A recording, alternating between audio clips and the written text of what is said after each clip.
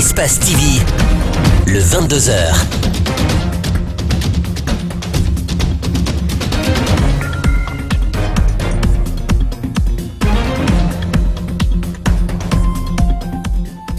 Bienvenue à toutes et à tous, mesdames et messieurs, merci de nous préférer les 22h et c'est l'heure de notre grande édition d'information.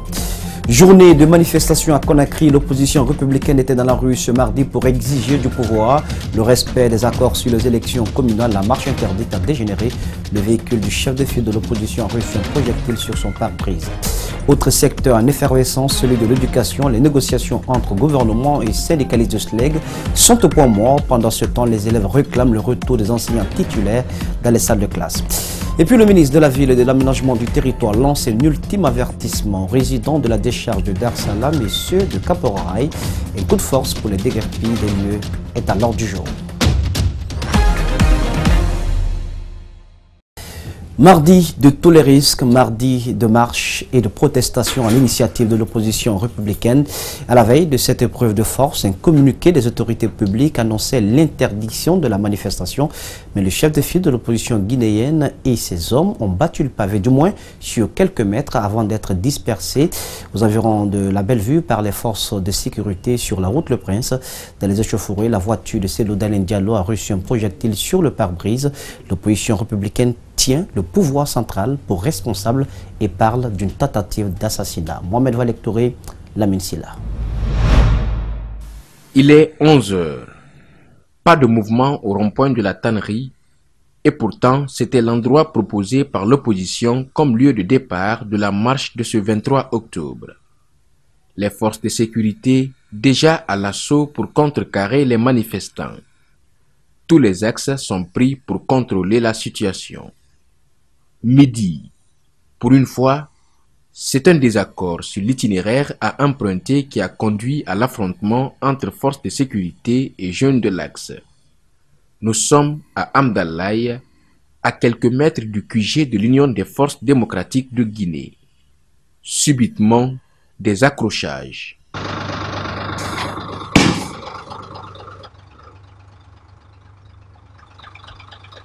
Le chef de file de l'opposition est empêché de franchir la minière par des dispositifs sécuritaires.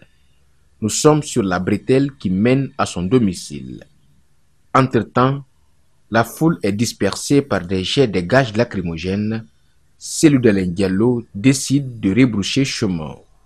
L'affrontement vire au pire avant que nous apprenions à travers les confrères que le véhicule du chef de file de l'opposition dans lequel il était avec Dr Faya a été endommagé par des projectiles. Nous avons été bloqués par les forces de l'ordre qui nous ont gazés, mais une balle a été tirée sur ma voiture. J'étais avec le docteur Faya Melimono dans la voiture. Mon chauffeur a été légèrement blessé et les impacts sont là. Nous n'avons pas affaire à des ennemis. C'est des frères, des citoyens égarés momentanément. Ça s'enseigne dans la gestion démocratique des foules. La question reste sur les lèvres pendant que l'opposition accuse les forces de l'ordre d'avoir prémédité cet acte. La police estime que ce dégât est causé au sein même de l'opposition. Justement, le général Bafoué de la police nationale, présent sur le terrain, n'impute pas la responsabilité de l'attaque du véhicule de Cellou Dalein Diallo aux policiers. Selon lui, les coupables sont dans les rangs des manifestants. Malik Sangana Kamara et Abouaka Din Kamara ont fait le tour sur la route Le Prince, mais aussi sur l'autoroute Fidel Castro, surveillent leur constat. Aucun incident n'a été signalé sur l'autoroute Fidel Castro.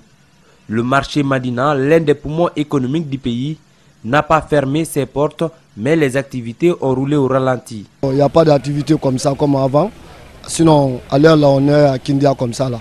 Mais jusqu'à présent, depuis le matin, l'activité s'est paralysée. La circulation est fluide sur l'autoroute, moins d'affluence. Par contre, sur la route Le Prince, la journée a été émaillée de violences. Difficile pour les paisibles citoyens de se déplacer. Je venais de Flamadina et arrivé à Amdallaye, il n'y avait plus de circulation. Alors nous étions obligés de descendre de la voiture afin qu'on puisse marcher pour joindre là à Madina. Au rond-point de Bellevue, le général Bafoué et ses hommes. Le secteur a été quadrillé pour sécuriser, dit-on, le chef de file de l'opposition. Une question de sécurité même de l'autorité de l'opposition républicaine qui est en train déjà de dire sur les réseaux sociaux que son assassinat a été programmé pour éviter. Heureusement, Dieu merci, il est en bonne santé et il est à son domicile. Donc nous l'empêcherons maintenant d'aller en profondeur pour ne pas que d'autres personnes puissent l'atteindre. Qui a visé le véhicule du président de l'UFDG par un projectile dans la foulée? La police rejette toute responsabilité et indexe les militants de l'opposition qui font usage des jets de pierre. Ils ont de ces cailloux pointus qui sont des granites sciés, taillés, tirés par des frondes. Donc ces granites-là, c'est comme des aciers, ça peut perforer n'importe. Regardez, moi j'ai des véhicules blindés, après là, allez-y prendre l'image, la Mamba. Heureusement, ce n'est pas par balle, ce n'est pas projectile. Et puisque nous, les forces de l'ordre, nous, on n'a pas de projectile, c'est à justifier. Le général Bafoué s'est dit déterminé à respecter la loi dans toute sa rigueur. Et il persiste pour dire grève continue, dispositif continu. Kaloum, centre-ville de la capitale guinéenne, a connu une journée morose. Les activités ont tourné au ralenti. Petits commerçants, usagers ont déploré ce manque d'engouement dû à la manifestation organisée par l'opposition républicaine. Cependant, dans l'administration publique, nombreux sont les fonctionnaires qui ont répondu présents. Djibril Ba, Alioba. Kaloum, le centre-ville d'habitude grouillant du monde n'a pas retrouvé son rythme habituel. Le secteur du transport est complètement paralysé suite à la manifestation appelée par l'opposition. Quelques rares taxis et bus sont en attente des passagers, quasiment invisibles. Ah, ça ne va pas, hein. La ville est paralysée complètement, c'est ça. Donc, il n'a qu'à essayer d'arranger ça, puisque nous, on continue notre situation.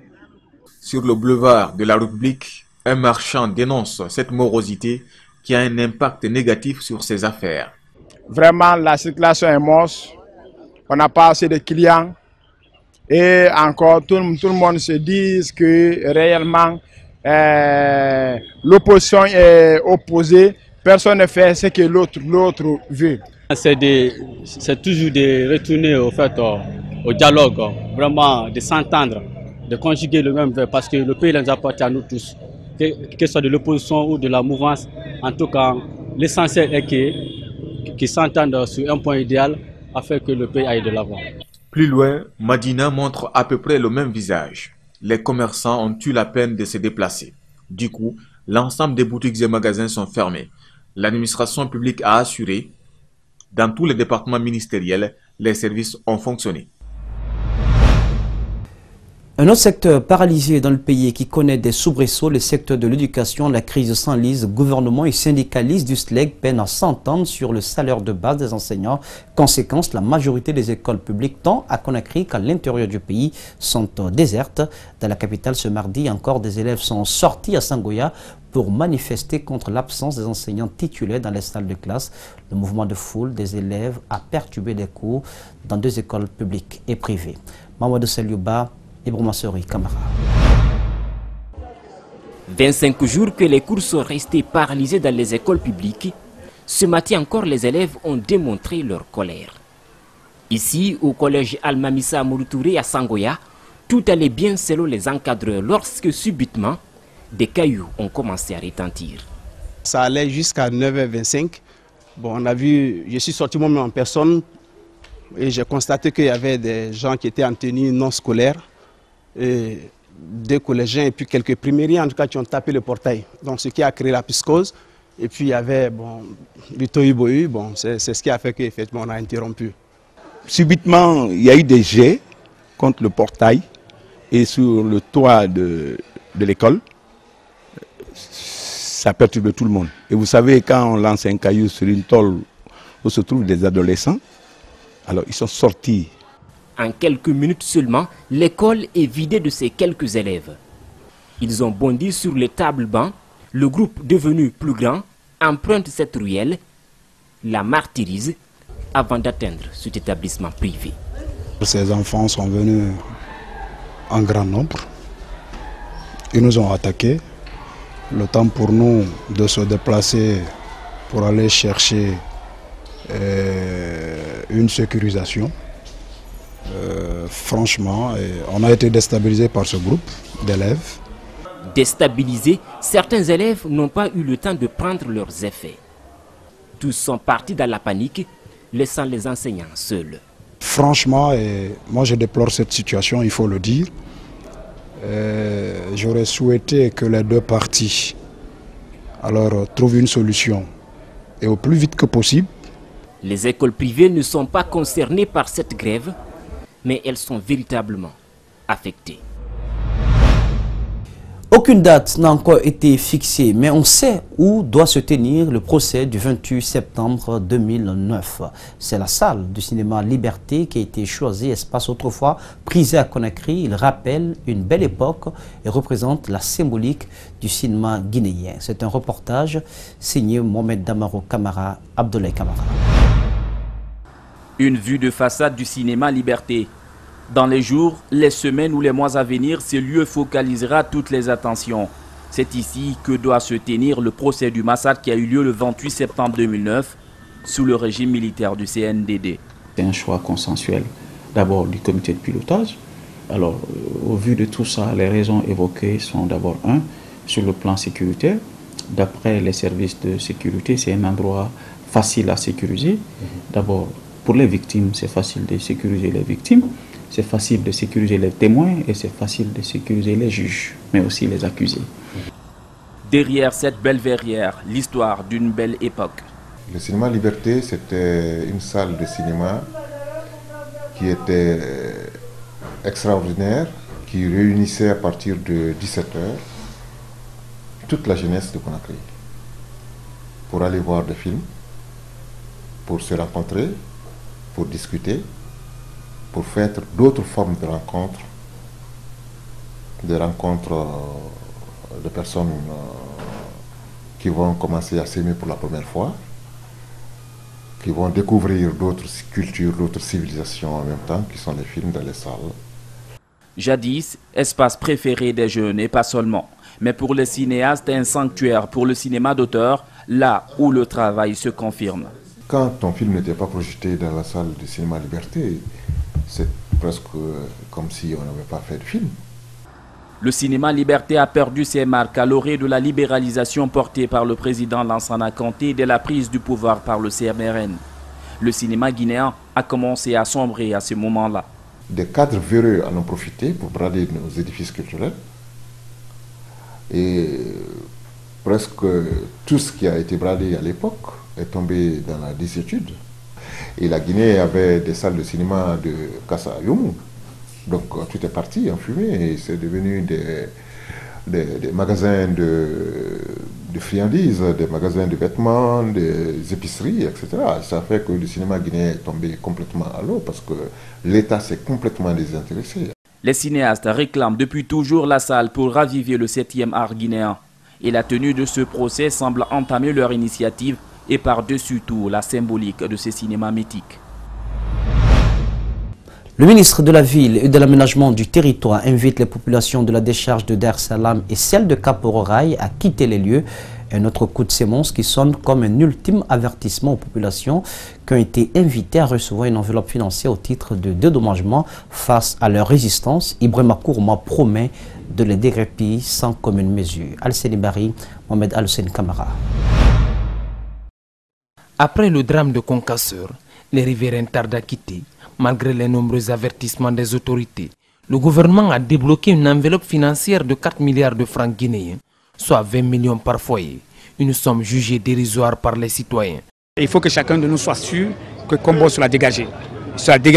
Et c'est maintenant il faut que les gens prennent les dispositions parce que quand nous allons décider de faire le dégagement, nous n'allons pas encore donner des délais. Ils ont suffisamment eu de délais, il y a eu des interventions du chef de l'État, il a mis à notre disposition des moyens, les chefs de quartier ont été reçus pour que les populations viennent récupérer ce montant et ils ne sont pas venus, aucune famille n'est venue récupérer le montant. Ça veut dire qu'il se suffisait qu'ils peuvent partir sans problème. Un autre cas taraude l'esprit du ministre, le site de Kapororaï. Une délimitation a été déjà faite. La zone doit être récupérée par l'État pour des fins d'intérêt public. Les occupants ont porté plainte contre le gouvernement. Les gens peuvent intenter un procès, c'est pas grave. Ils intentent un procès, ils intentent contre le ministère de la Ville et de l'Aménagement du Territoire. L'essentiel, c'est de prouver que vous avez raison. Il y a un recensement qui est fait, nous avons le recensement. Les gens qui sont recensés vont être dédommagés. Et ceux qui ne sont pas dans cette situation, nous allons prendre toutes les dispositions pour que les gens soient dégagés.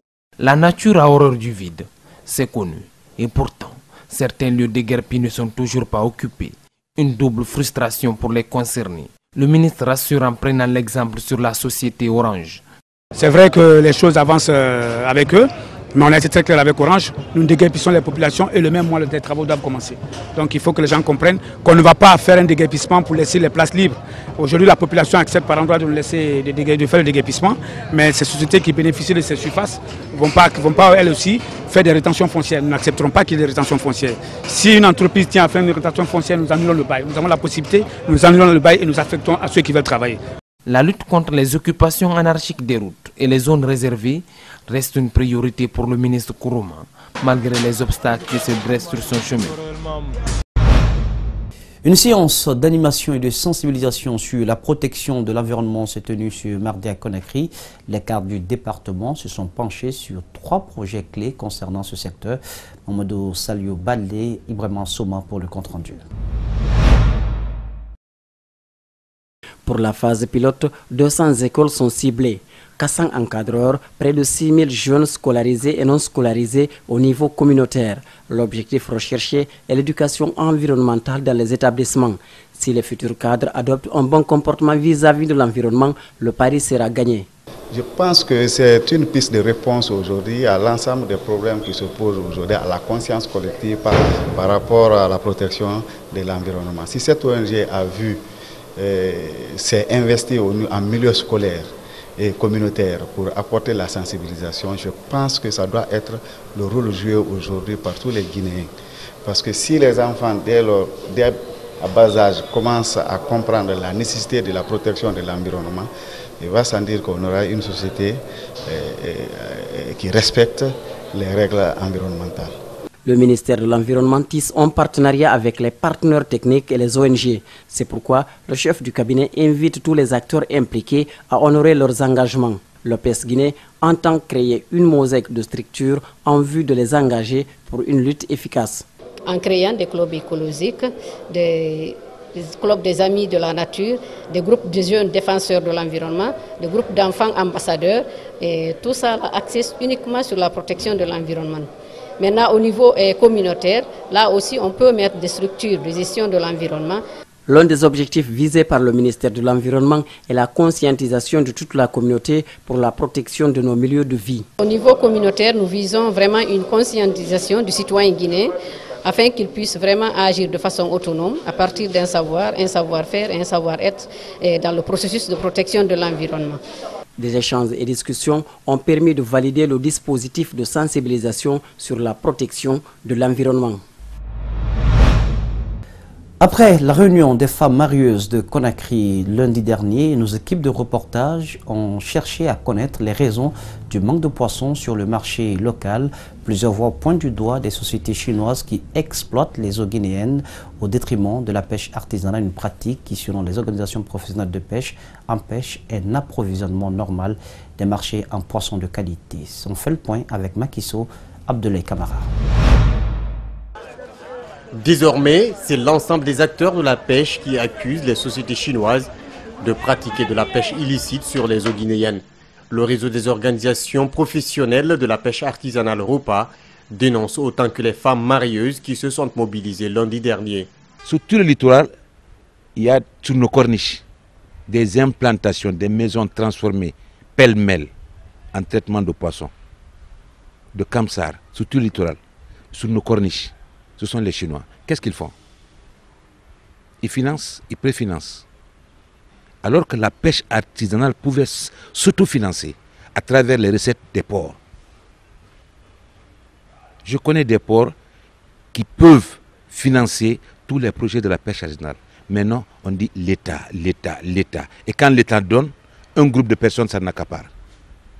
Avec la complicité de certaines comment dirais-je, personnalités de l'administration. C'est pas normal. Du côté de la Confédération nationale de la pêche artisanale, ce sont les mêmes charges qui pèsent sur les sociétés chinoises. Ces pêches artisanales avancées, c'est des bateaux, c'est des petits bateaux construits par des Vietnamiens, les Chinois, qui sont en train d'évoluer dans nos eaux. Donc, ils sont dans la classe de la pêche artisanale chez nous. Yi sinewa batu na kana bofakui Nous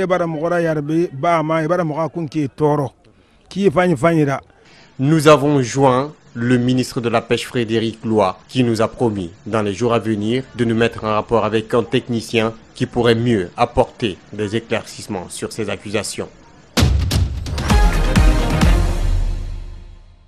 L'actualité dans le reste du monde, en Afrique du Sud, c'est le nouvel Eldorado des paléontologues. L'Afrique du Sud, par son climat et sa géologie, est une mine inépuisable de fossiles pour le plus grand bonheur des chasseurs de dinosaures d'une université locale.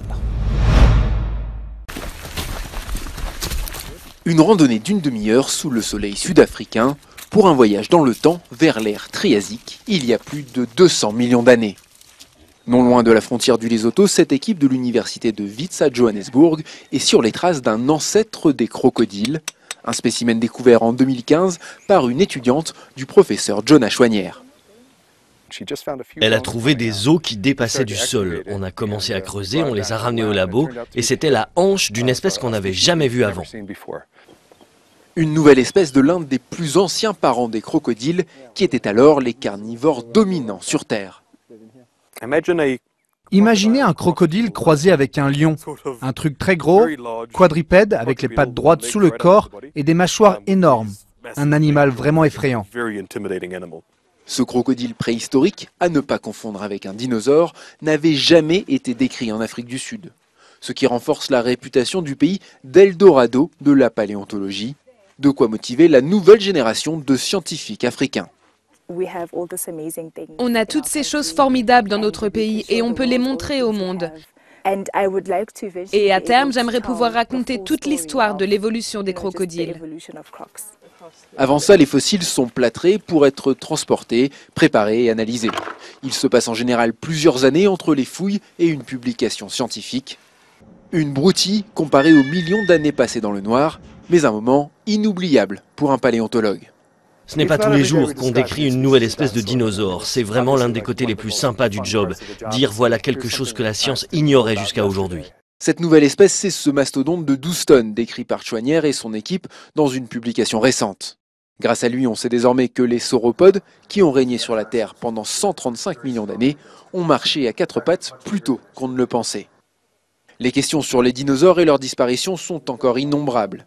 Et avec des fossiles sur plus de 2/3 de sa surface, l'Afrique du Sud a de quoi occuper plusieurs générations de ces paléontologues. Dans un discret entrepôt du centre-ville de Londres, sommeillent des milliers de peintures, gravures et dessins attendant d'être envoyés aux 4 coins du globe, une vraie caverne d'Ali Baba qui rassemble les outils du soft power, politique d'influence britannique.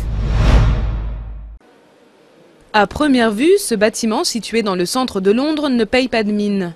Et pourtant, il abrite la collection d'œuvres d'art du gouvernement britannique. Allons là où nous gardons les œuvres d'art. Des milliers d'œuvres sont entreposées ici, attendant d'être sélectionnées pour décorer les bâtiments du gouvernement, les ambassades de Grande-Bretagne dans le monde entier ou encore Downing Street, la résidence officielle du Premier ministre. Nous plaçons des œuvres d'art dans les bâtiments diplomatiques britanniques pour promouvoir l'art, l'histoire et la culture britannique, et aussi pour contribuer à la diplomatie culturelle. La collection regroupe 14 000 œuvres, certaines ont été achetées il y a des décennies ou des siècles, d'autres sont contemporaines. Mais endosser ce rôle diplomatique comporte son lot de risques pour certaines œuvres. L'un des défis de ces dernières années a été l'attaque du complexe de l'ambassade britannique à Téhéran.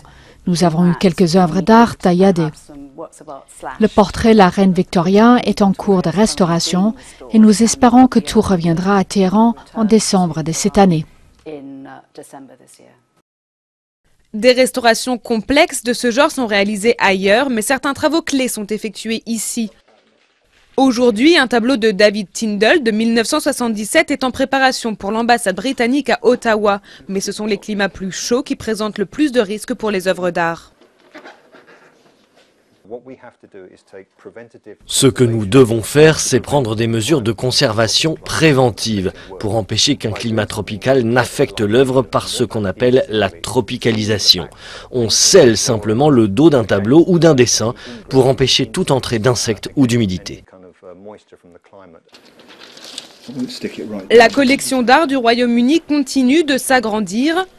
En septembre, un don de 500 000 livres a permis de passer commande auprès de 10 artistes contemporains, dont Irving Anderson, sélectionné pour le prestigieux prix Turner.